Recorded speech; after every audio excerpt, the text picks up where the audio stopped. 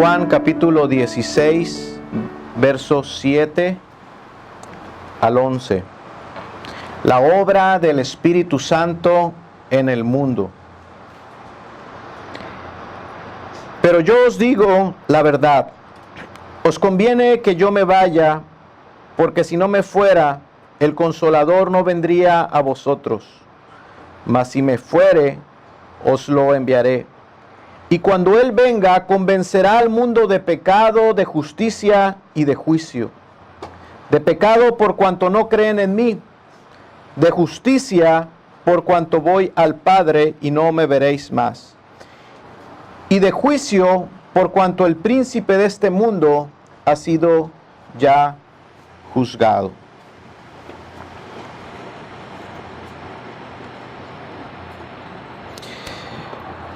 Bien, hermanos, como les he dicho, este es un pasaje complejo y en este pasaje encontramos las palabras de nuestro Señor Jesús hablando de una manera clara acerca de cuál iba a ser la obra, el ministerio del Espíritu Santo en el mundo. En el cristianismo de hoy en día se tiene la impresión de que los hermanos bautistas, de que nosotros los bautistas, no le damos la importancia debida a la tercera persona de la Trinidad, al Espíritu Santo. Se nos señala de hacer a un lado al Espíritu Santo. Se dice por ahí que los pastores bautistas no promovemos el andar en el Espíritu. Incluso se llega a decir que nosotros no tenemos al Espíritu Santo. Se dice que son iglesias frías. Por supuesto, esto no corresponde a la realidad. Estas cosas no corresponden ni a lo que enseñamos ni a lo que vivimos. Es la iglesia bautista, la iglesia reformada, de hecho, la que recupera, rescata en el momento en que la doctrina del Espíritu Santo estaba sumergida, perdida en el catolicismo romano. Fue la iglesia bautista, fueron los teólogos reformados quienes trajeron de nuevo a la luz la gran doctrina bíblica del Espíritu Santo. Fueron los reformadores protestantes los que colocaron las enseñanzas del Espíritu Santo en el lugar que les corresponden, en la salvación y en la santificación de los creyentes. Fue la iglesia reformada la que rescata las líneas de aquel pensamiento de la iglesia primitiva, de la iglesia de los primeros 3 siglos, en aquel credo niceno que estableció y confesó su fe diciendo: creo en el Espíritu Santo, Señor y dador de la vida. Fueron los reformadores los que tomaron de nuevo lo que la iglesia creía con respecto al Espíritu Santo y lo trajeron de nuevo al conocimiento del pueblo de Dios. Tristemente, hoy en día existe la idea preconcebida dentro de personas que se llaman cristianas. Una idea preconcebida acerca de cuál es la obra del Espíritu Santo. Hoy en día se dice que la obra del Espíritu Santo es algo reservado para tan solo algunas personas ungidas. Hoy se dice en muchísimas de esas iglesias que el Espíritu Santo es algo sentimental, que es una experiencia sensorial. Se enseña que el Espíritu se encuentra obrando cuando la iglesia se encuentra brincando como cabras. Entonces el Espíritu Santo se está moviendo. Cuando la gente en la iglesia entra en algún estado de éxtasis, es que el Espíritu Santo está obrando. Cuando las personas se sacuden frenéticamente o caen en el suelo, dicen: el Espíritu Santo está obrando. O cuando gritan con palabras que no se entienden. O cuando la iglesia empieza a llorar, masivamente toda la iglesia empieza a llorar junto con esa música melódica del piano. Si eso sucede, el Espíritu Santo está obrando. Todo eso es obra del Espíritu Santo en hoy en día. La Biblia, sin embargo, hermanos, no dice nada de una forma explícita que eso sea el mover del Espíritu Santo. Por otra parte, la Biblia sí es muy clara, enfática en enseñarnos cuál es la verdadera obra del Espíritu de Dios. Lo dice tan claro de una manera rotunda al decirnos que la obra del Espíritu Santo sería convencer al mundo de pecado, de justicia y de juicio. Esas son las palabras de Jesús enseñándonos cuál sería la obra del Espíritu Santo una vez que Él no estuviese aquí en la tierra con nosotros. Según, hermanos, la Biblia, la obra del Espíritu Santo sería trabajar con los corazones de todos aquellos hombres que habían sido llamados por Dios desde la eternidad. El Espíritu Santo, hermanos, trabaja sobre quienes va a actuar y va a efectuar un milagro poderoso en esos hombres. Pero no el milagro quizá que tú estás pensando. No aquel milagro que tú estás esperando. El Espíritu Santo hará un milagro en aquellos. Él va a hacer que alguien que era enemigo de Dios, Él va a hacer que alguien que no quería saber nada de Dios ni del Evangelio, va a hacer que alguien que aborrecía a Dios con todas sus fuerzas, ahora va a hacer que ese alguien, hermano, pueda ser llevado a entender y comprender a Dios. Eso es un verdadero milagro. Y esto es obra solo del Espíritu Santo. Él va a hacer que estos hombres que son enemigos de Dios conozcan a Dios y les va a infundir la fe de Cristo. Escuche, la fe de Cristo, no la fe en Cristo, porque el hombre no tiene fe. El autor y consumador de la fe es Cristo. Y el Espíritu Santo pondrá la fe de Cristo en ellos para que crean el Evangelio. Esto también, hermanos, es obra poderosa y milagrosa del Espíritu Santo. El Espíritu Santo otorgará al hombre perdido, pecador, el don del arrepentimiento, para que pueda reconocer su situación, para que pueda ver su pecado y entonces pueda mirar en Cristo al gran Salvador que es. Esto solo es obra del Espíritu de Dios, del Espíritu Santo. Él hará un milagro en el hombre. Él vendrá a hacer un milagro en los hombres. Aquellas personas que estaban muertas, las traerá a la vida. Aquellas personas que estaban ciegas, que nada de esto que está escrito en las Sagradas Escrituras eran entendibles para él. Ahora, cuando el hombre pecador va a las Escrituras, de repente empieza a leerla como si fuese una carta dirigida personalmente a él, y entiende y ve. A cada texto le pone una dedicatoria especial y la recibe como si fuera para él. El ciego ve, y esto es obra solo del Espíritu Santo. Él convencerá al mundo de pecado, de justicia y de juicio. Lo hará con aquellos que va a salvar para llevarlos a Cristo, hermanos. Ya hemos visto hasta aquí que el Espíritu Santo iba a ser enviado para consolar los corazones de esos discípulos que estaban tristes, que iban a sufrir la ausencia física de su Maestro, de su gran amado Jesús. El Espíritu Santo llegaría para confortarlos, para fortalecerlos en esos momentos tristes. Los discípulos se enfrentarían grandes pruebas y tendrían una tarea grande por delante. La prueba sería tan grande que Jesús les ha dicho, tendrán a todo el mundo en su contra. El mundo los va a aborrecer. Pero el Espíritu Santo les será dado a ustedes para fortalecerlos. Él será su paracleto, su ayudador.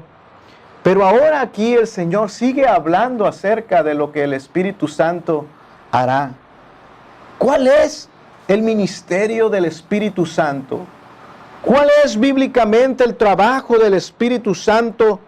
Bien, Jesús habla de dos áreas donde el Espíritu Santo estará trabajando. El Espíritu Santo trabajará en el mundo, tendrá un ministerio entre los pecadores y tendrá un trabajo específico también en la iglesia, en su pueblo. Hablemos de estas dos cosas. Solamente el día de hoy hablaremos de la obra del Espíritu Santo en el mundo, con los incrédulos. Juan capítulo 16, verso 8 hemos leído: y cuando Él venga, convencerá al mundo de pecado, de justicia y de juicio. Cuando Él venga. Algunos se pueden confundir con esta frase aislada, hermanos. Si me ayudas con la pantalla, hija. Algunos se pueden confundir con esta frase que comienza: cuando Él venga. Quizás alguien pueda pensar, bien, entonces el Espíritu Santo no obraba anteriormente. No, nosotros ya hemos estudiado la palabra de Dios y nosotros hemos visto claramente que el Espíritu Santo se encontraba desde el principio. En la creación ya estaba el Espíritu Santo. El Espíritu Santo ya estaba en el desierto, ya estaba ahí en el tabernáculo. El Espíritu Santo estaba en medio de la congregación. El Espíritu Santo estaba en la voz de los profetas. Así es que el Espíritu ya estaba desde antes. Pero Jesús dijo, cuando Él venga. ¿Qué se refiere esto cuando Él viniese? Hermano, el Espíritu Santo vendría con una misión especial ahora.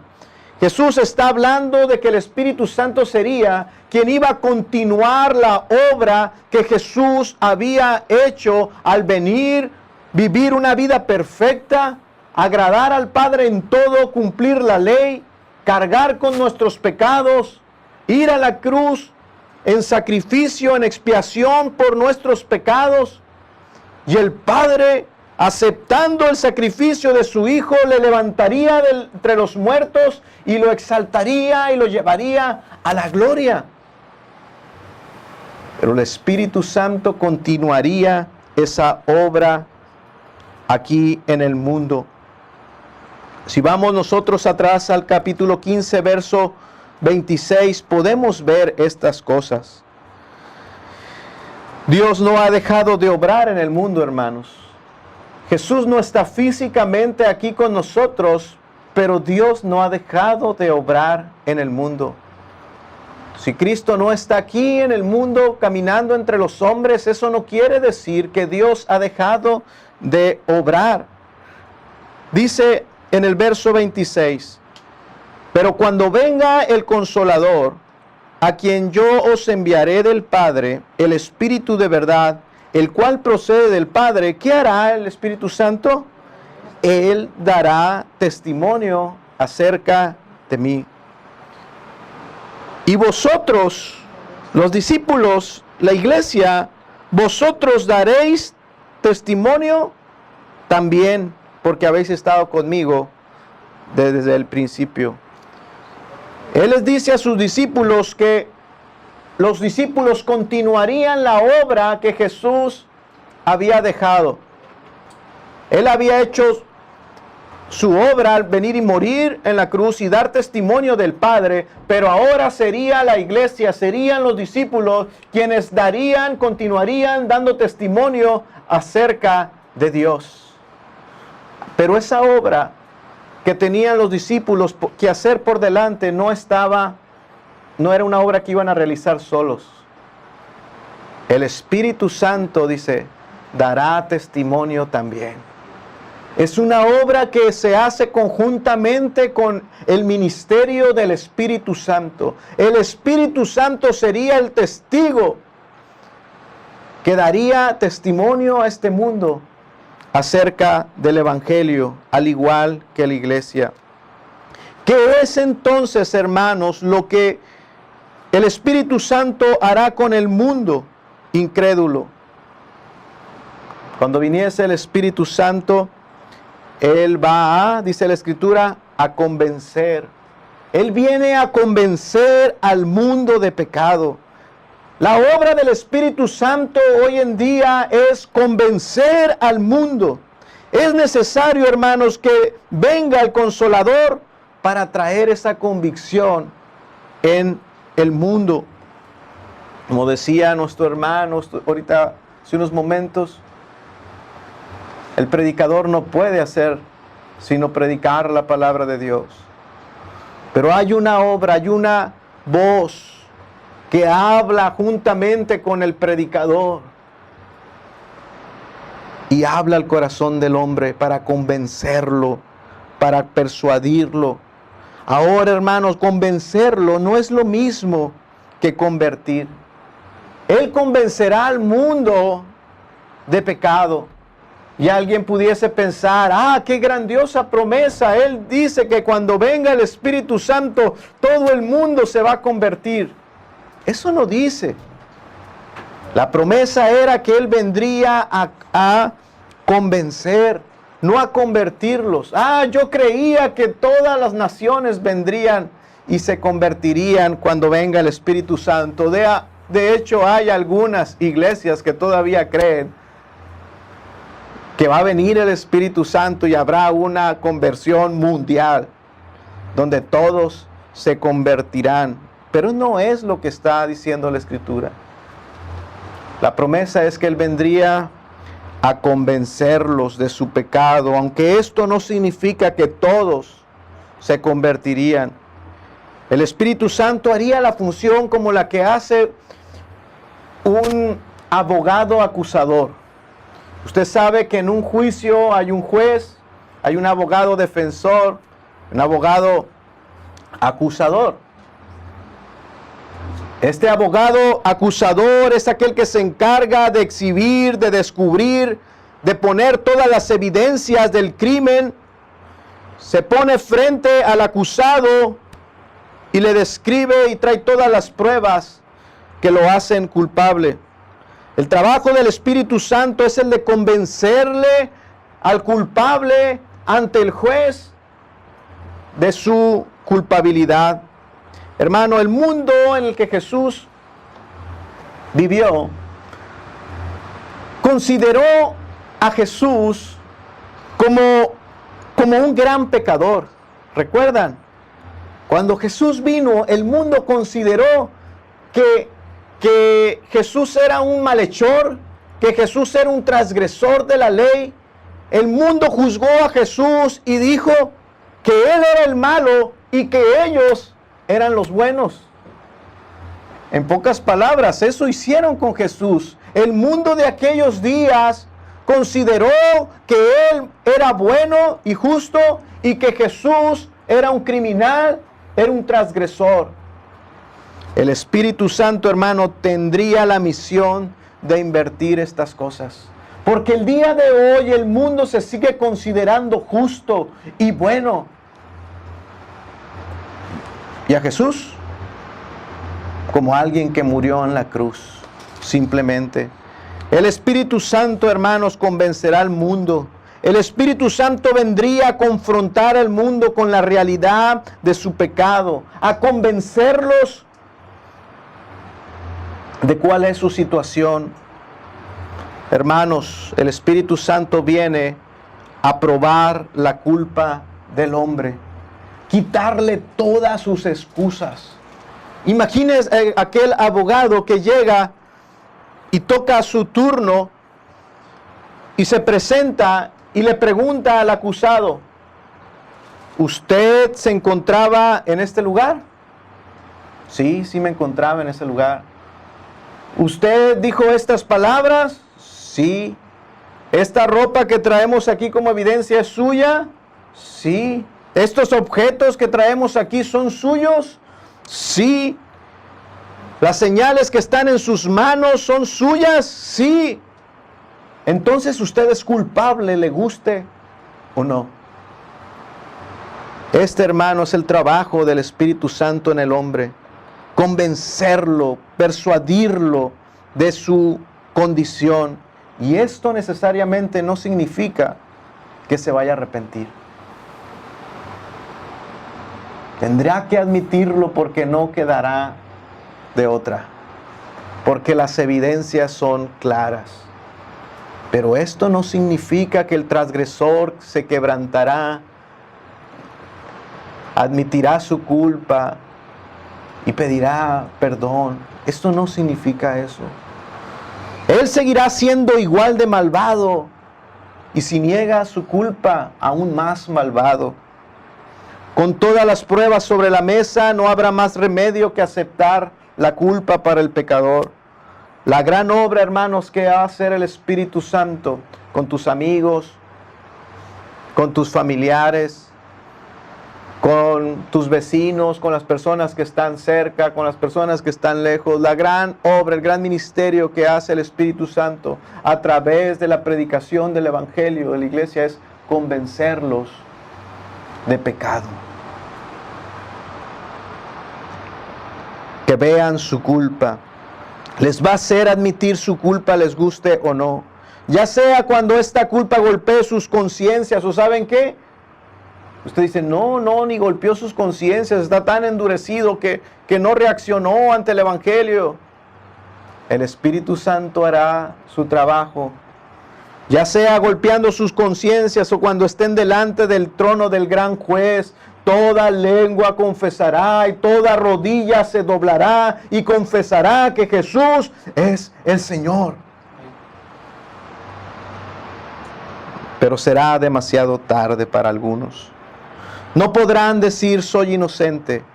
El Espíritu Santo vendrá y los va a convencer. Él continuará la obra que Jesús había comenzado. Cuando Cristo vino,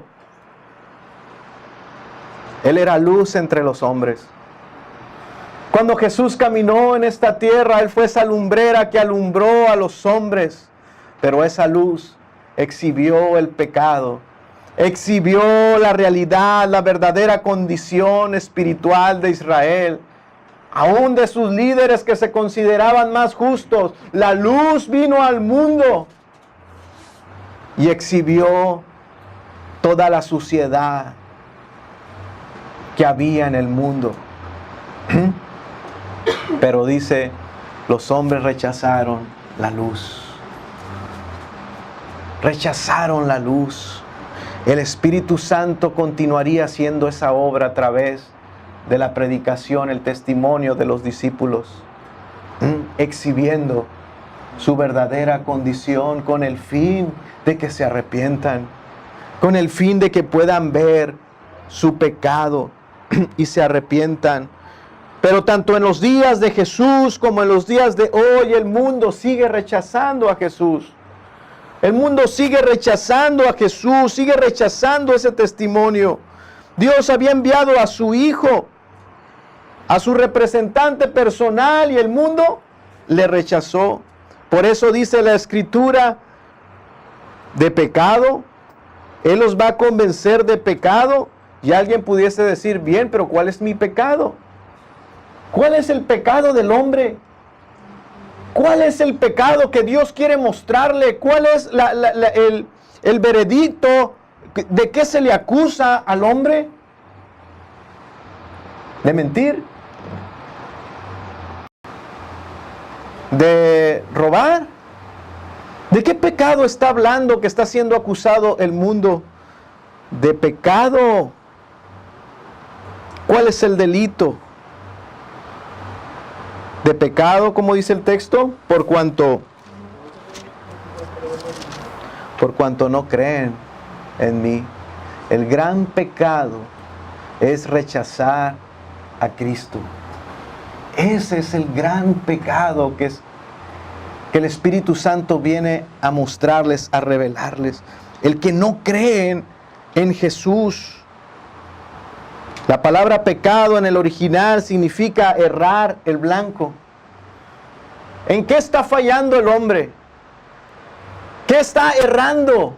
¿Cuál es su gran error? Rechazar a Jesús es errar el blanco que Dios ha puesto, que Dios ha establecido.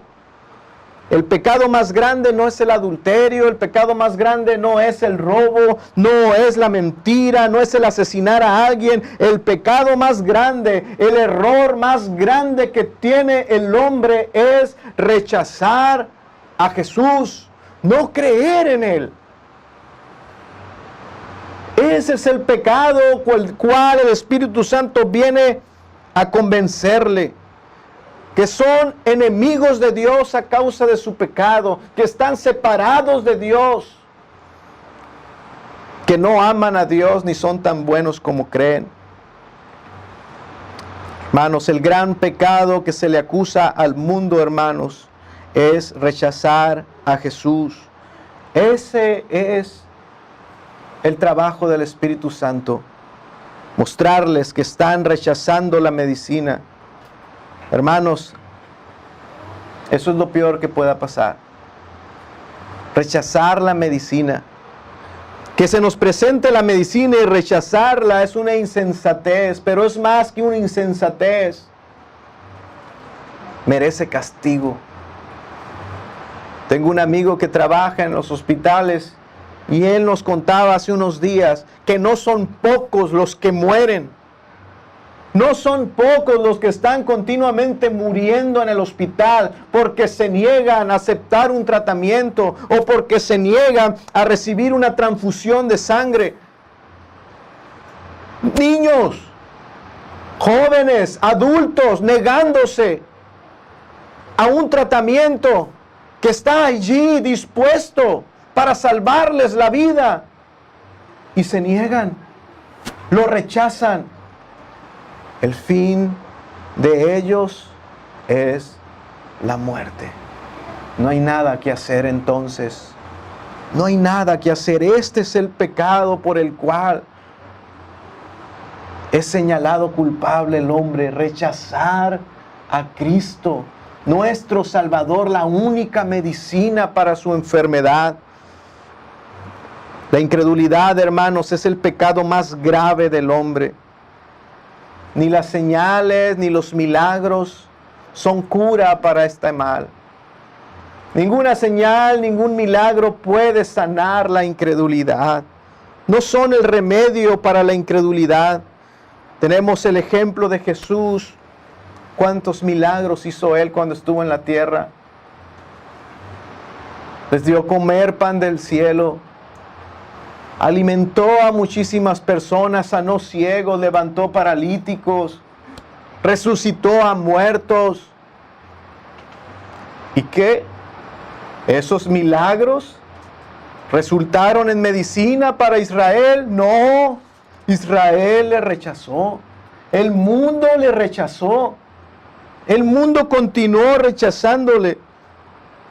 El gran pecado del mundo es rechazar al Salvador. De hecho, las prostitutas, dijo Jesús, las prostitutas y los publicanos, los ladrones, van delante y estarán en el reino de Dios, pero incrédulos no entrará ninguno.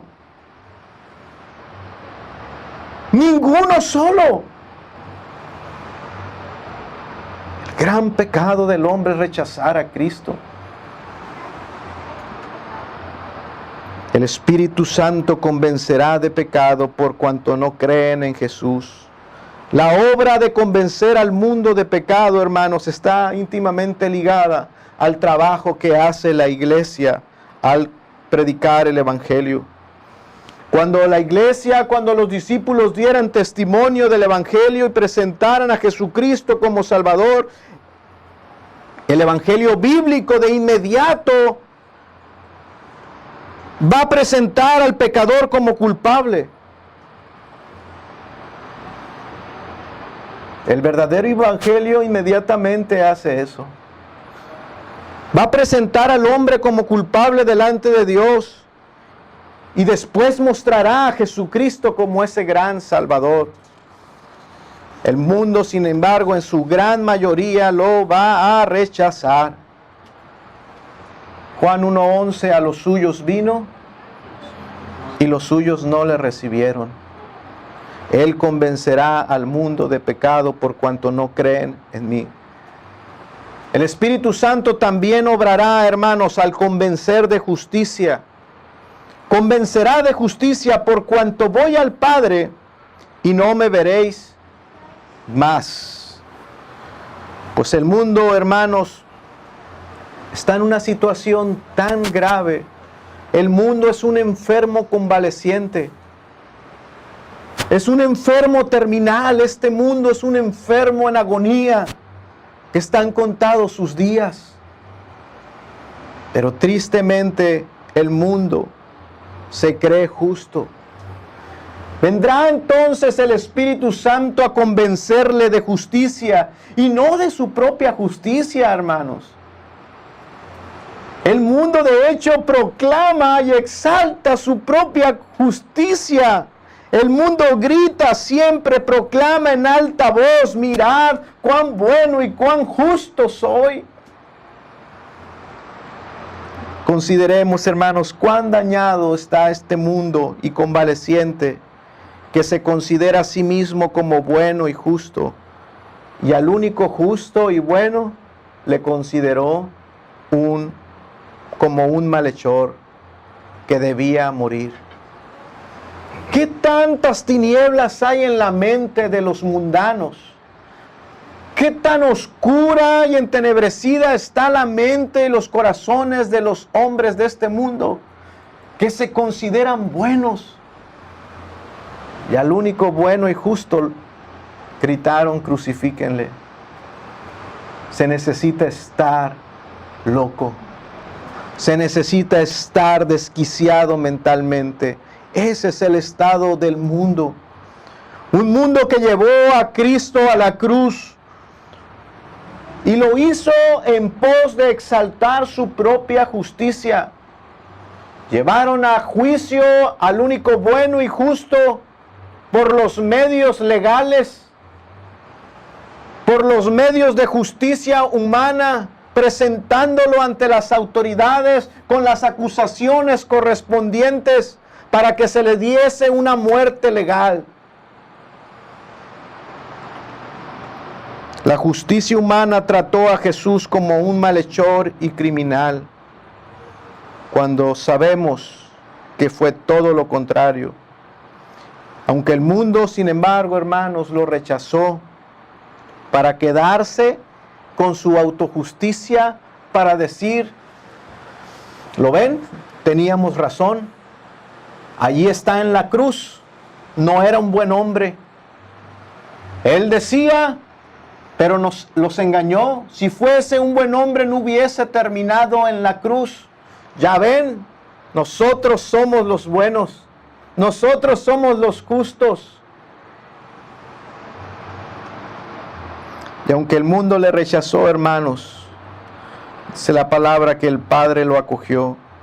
Él vendrá a convencer de justicia por cuanto voy al Padre, dijo Jesús, y no me veréis más. El Padre me recibirá, el Padre me va a acoger cuando ustedes, el mundo, me rechace, creyéndose bueno, y me lleven a la cruz por su entendimiento entenebrecido. El Padre me va a acoger, me va a recibir de nuevo. Voy al Padre y no me veréis más. El Padre acogió a su Hijo cuando el mundo lo rechazó. Aunque el mundo pensaba, hermanos, que la muerte de Cristo era el veredicto que ratificaba su propia justicia, su propia bondad, y quería hacer ver a Jesús como un impostor. Cuando todo eso ocurrió, cuando el mundo decía: la cruz, Cristo crucificado, es el veredicto, es el sello que testifica que nosotros los hombres, que nosotros el mundo, teníamos razón. Cuando eso ocurría, el Padre, hermanos, dio un testimonio para exhibir la falta de justicia, el error en el que estaba el hombre, lo que había hecho el hombre al crucificar a su Hijo, lo recibió en gloria y lo levantó de entre los muertos. ¿Quién es el justo entonces? ¿Quién tenía la razón? ¿Cuál es la justicia que agradó al Dios del cielo? ¿La de ustedes que llevaron, que fue, Cristo, dice la palabra, fue muerto en manos de inicuos?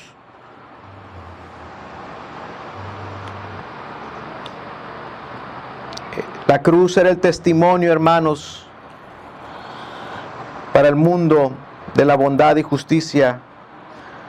Pero la cruz, hermanos, era el camino que el Padre le había trazado a Jesús para llegar a lo más alto. Eso era para Él, aunque el mundo no lo entendió. La cruz era el medio para Jesús para recibir la corona y toda esa autoridad. Filipenses 2:9. Por lo cual, dice la Escritura, Dios también lo exaltó hasta lo sumo y le dio un nombre que es sobre todo nombre, para que en el nombre de Jesús se doble toda rodilla de los que están en los cielos y en la tierra y debajo de la tierra, y toda lengua confiese que Jesucristo es el Señor, para la gloria de Dios Padre. Por medio de la resurrección, hermanos, el Padre pondría el sello de aprobación en su Hijo Jesús. Y eso hace y ratifica también la condenación del mundo. Cristo resucitado, Dios le levantó de entre los muertos y lo exaltó hasta lo sumo. Dios se agradó de su Hijo, hermanos. Hechos capítulo 2, verso 22. Oh, varones israelitas, oíd estas palabras. Jesús Nazareno, así lo conocen ustedes, para nosotros es Jesucristo. Pero Jesús Nazareno, ¿saben qué? Varón aprobado por Dios.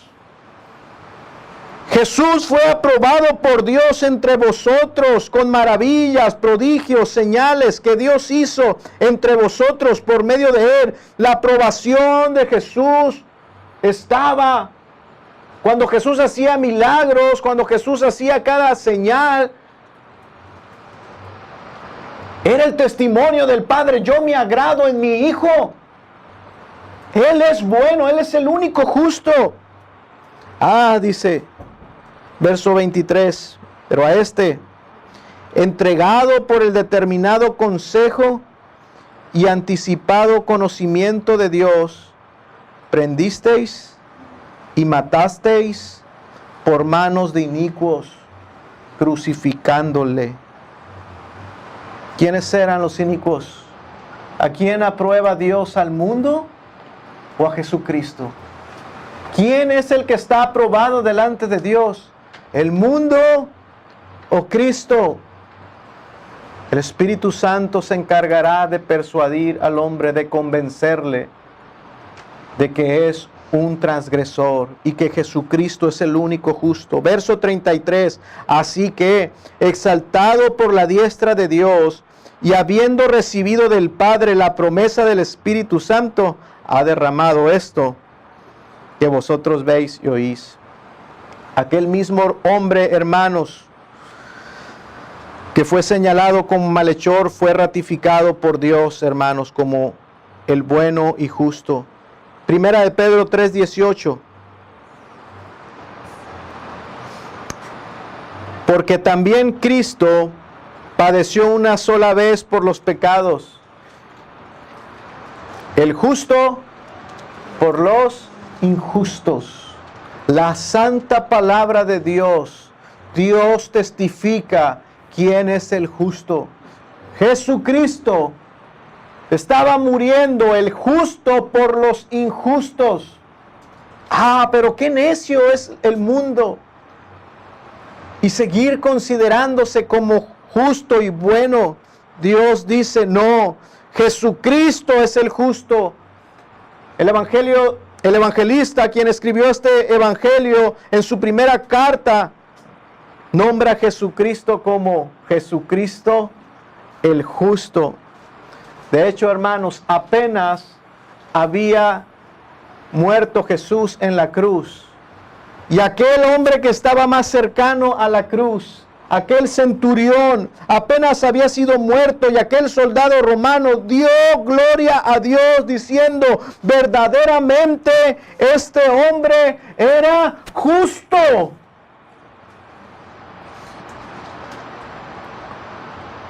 Convencido de justicia.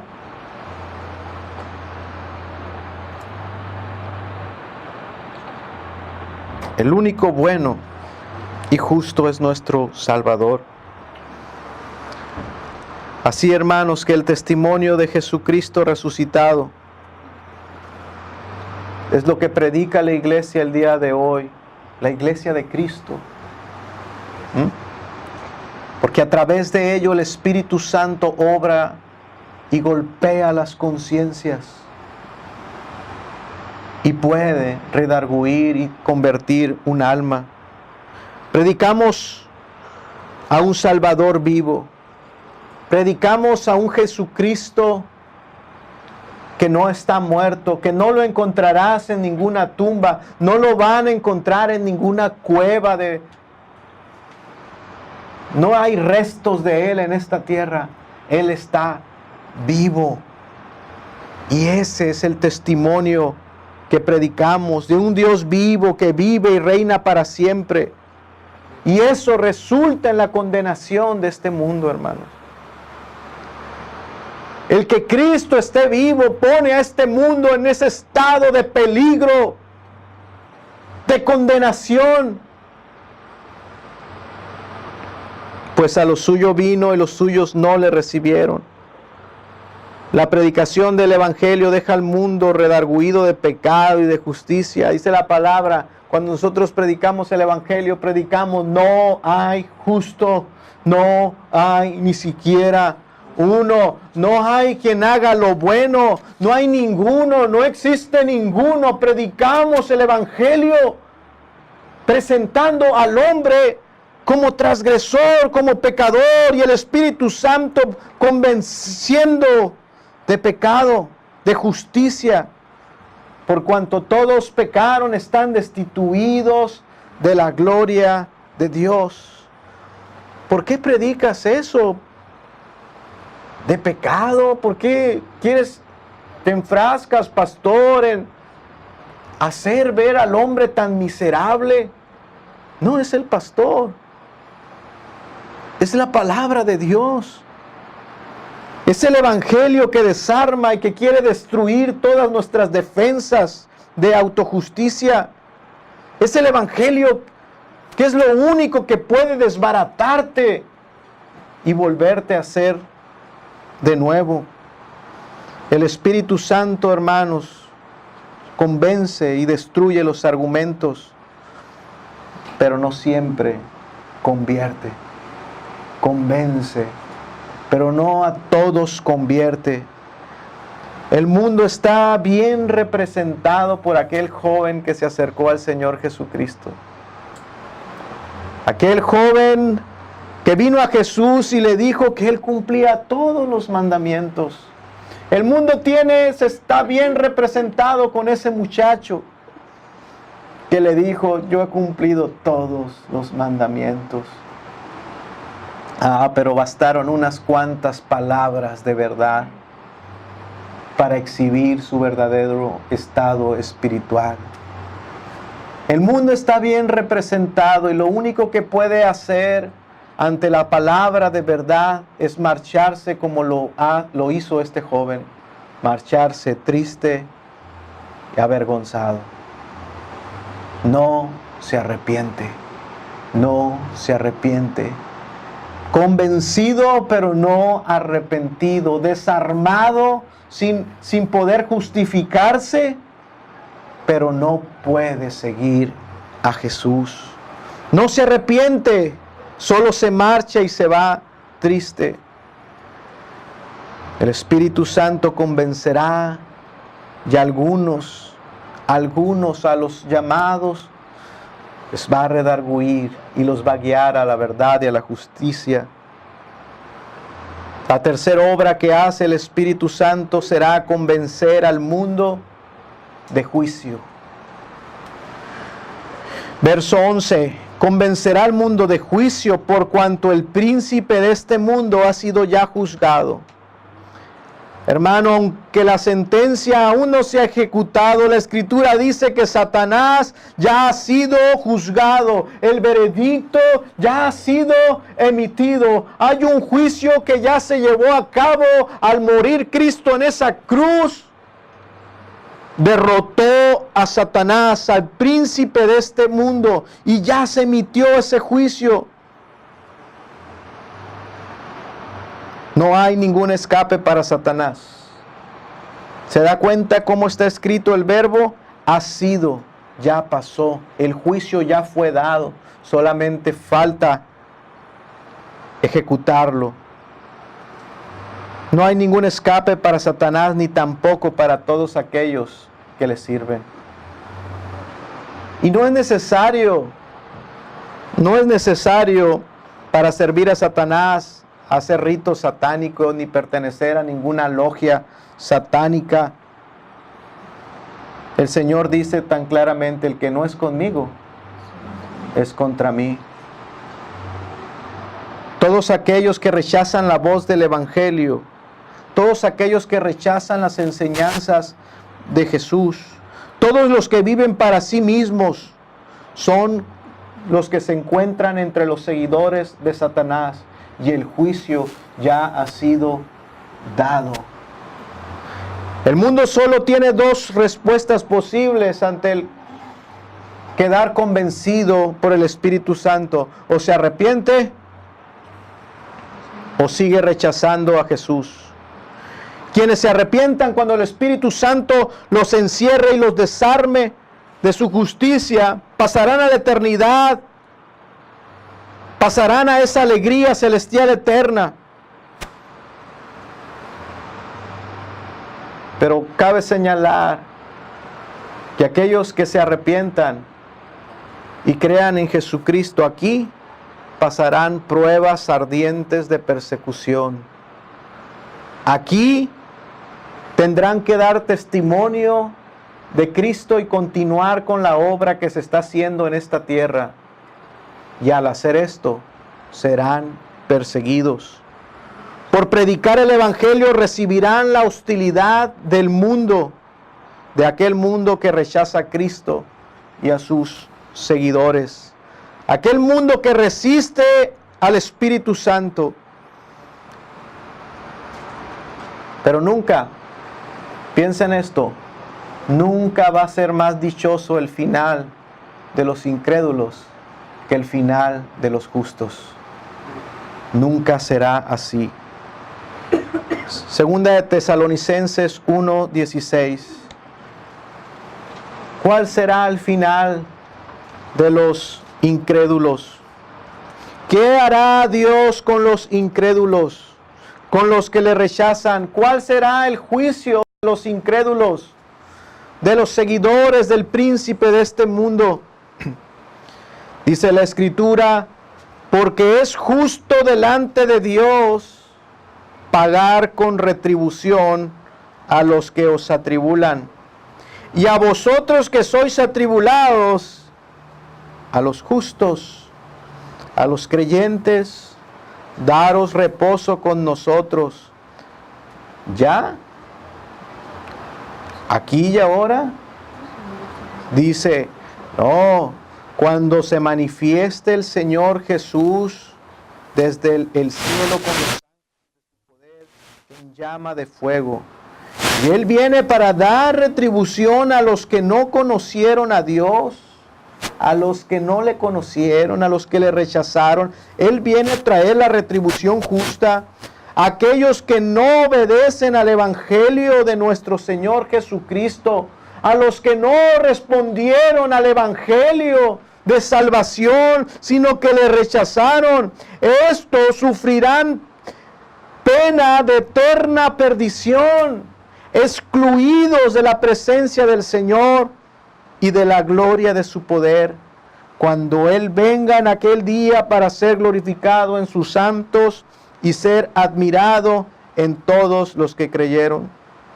Oh, que tú pudieras quedar convencido de juicio en esta mañana. Que tú pudieras ver el terrible peligro en el que te encuentras. Que pudieses ver que Satanás fue ya condenado junto con todo su mundo. Que pudieses mirar, hermano, mirar lo que nunca has visto. Que pudieses contemplarlo a Satanás, aquel al que le servías y le pertenecías, siendo arrojado al infierno, siendo arrojado al lago de fuego junto con sus demonios. Que pudiésemos recordar de aquellos ángeles que cometieron un solo pecado y ahora mismo ya se encuentran en prisiones. Oh pecador, ¿qué será del incrédulo? ¿Qué será de aquellos todos sus seguidores que le sirven? ¿Qué será? ¿Cuál será el fin de todos ellos? ¿Piensas tú que escaparás? ¿Piensas tú que serás librado del justo juicio de Dios? ¿Piensas tú que rechazas a Cristo y que quieres seguir viviendo en pecado? ¿Que serás librado cuando Él venga a dar retribución a los que no obedecieron el Evangelio? ¿Qué será de ti? Tú quien eres su aliado y que rechazas a Cristo. Tú que sigues el mismo camino que el mundo. ¿Qué será de ti, tú que te dices cristiano y sigues el mismo camino del mundo? ¿Piensas que escaparás? Mi deseo es que el Espíritu Santo te convenza y que haga aún más, que te redarguya, que veas tu condición. Pero yo estoy consciente que esto solo es obra del Espíritu Santo. Que no hay poder alguno en el predicador, que no hay poder alguno en mí. Que solo si el Espíritu Santo te habló en esta mañana y con esta palabra, si solo Él te sacudiese tu conciencia, yo sé que solo Él si te habla el corazón. Estoy convencido yo y persuadido de que el Espíritu Santo sigue obrando. Y he rogado porque el Espíritu Santo haga una obra una vez más. Que Él redarguya de pecado. He rogado al Señor para que en esta mañana y a través de esta palabra Dios pueda salvar un alma. Que pueda responder al Evangelio y a la obediencia. Ruego a Dios que salve a uno más de este mundo. El Espíritu Santo está activo. Dios sigue obrando. Qué gran error es pensar que la fe es producto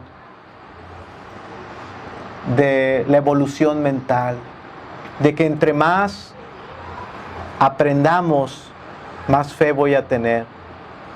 Qué grave error.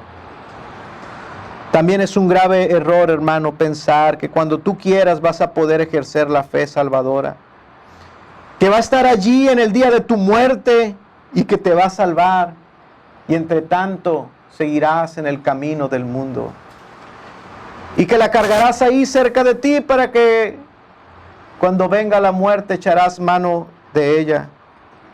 Te recuerdo que la fe es un don de Dios. Es un don de Dios. No está en ti. No es algo que el mundo tiene. No está ahí para echar mano cuando tú quieras. La fe es un don de Dios. Es dado gratuitamente. Y se imputa a través del sacrificio de Cristo. Algunos contumaces pensarán o te dirán: cuando tú quieras podrás ejercer la fe. No te dejes engañar. Como si el hombre estuviese capacitado para elegir el día de su nacimiento. ¿Elegiste tú el día en que nacerías? ¿Tú elegiste dónde nacer? ¿Acaso tú elegiste el día y la hora? ¿Tú elegiste la ciudad? ¿Elegiste tú el país donde nacer? Si esto no ocurre en lo físico, ¿qué te hace pensar que tú podrás escoger el día de tu nuevo nacimiento?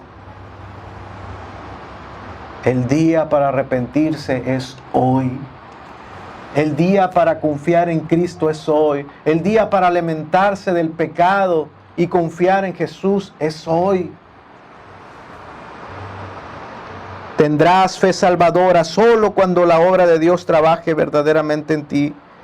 Cuando seas expuesto al Evangelio como en esta mañana y el Espíritu de Dios te llame y te diga, ven a Cristo. Cuando el infinito poder de Dios te levante de entre los muertos, tendrás fe salvadora cuando el Espíritu Santo te convenza de pecado, de justicia y de juicio. Cuando la obra del Espíritu Santo te levante de entre los muertos y te haga nacer de nuevo, tendrás fe salvadora cuando la obra del Espíritu Santo te lleve a la cruz, te lleve a los pies de la cruz y puedas ver a Jesucristo como tu gran Salvador. Cuando te puedas ver tan desesperado y puedas ver en Cristo esa mano extendida para recibirte. Esa, hermanos, es solo obra del Espíritu Santo. Hebreos capítulo 3, versos 7 y 8.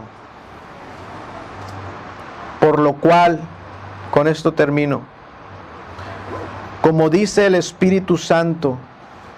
¿Quién dice? El Espíritu Santo.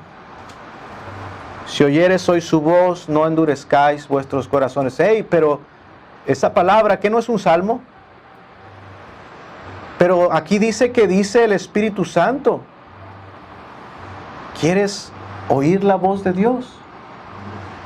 ¿Quieres oír la voz del Espíritu Santo que te llama? Hoy has escuchado la palabra de Dios. No necesitas sentirte una presencia fantasmagórica que te cubre.